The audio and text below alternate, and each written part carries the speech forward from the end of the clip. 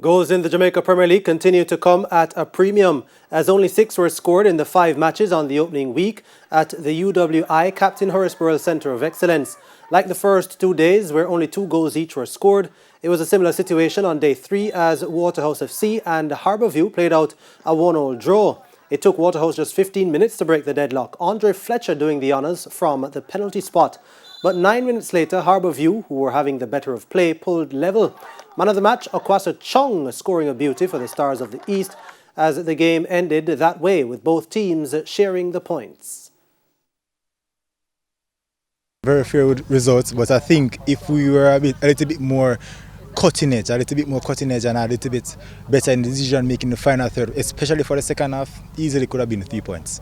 We resign ourselves to just ensuring that we come away with at least a point, because that Waterhouse team can do a lot of damage based on the players that I see out there.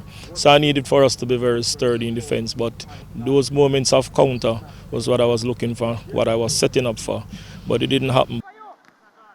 In the day's opening game, Malines United and Vere United failed to produce a goal as they shared the points. There weren't much chances in the game, but Vere got the easiest of them. Malines, however, came the closest through Rashawn Livingston in the second half, but watched agonisingly as the ball failed to find the net. Today we saw a team that was filled with possession. They moved the ball well. We broke the lines when we felt like. And we had a lot of youthfulness, and we saw the youth, the improvement of the youth. I thought in transition both ways we were very good. We created a few chances in the first half. We could have had 1 or 2 chances. And in the end, I also thought it was a fair result. We wanted all 3 points, but we didn't know what Vere had to offer, because now scouting and other teams, we didn't have time to that. So we just basically come and try to play our game. In the first half, the guys seems a bit nervous, but in the second half, they came into their own, But we're just glad to be playing back football.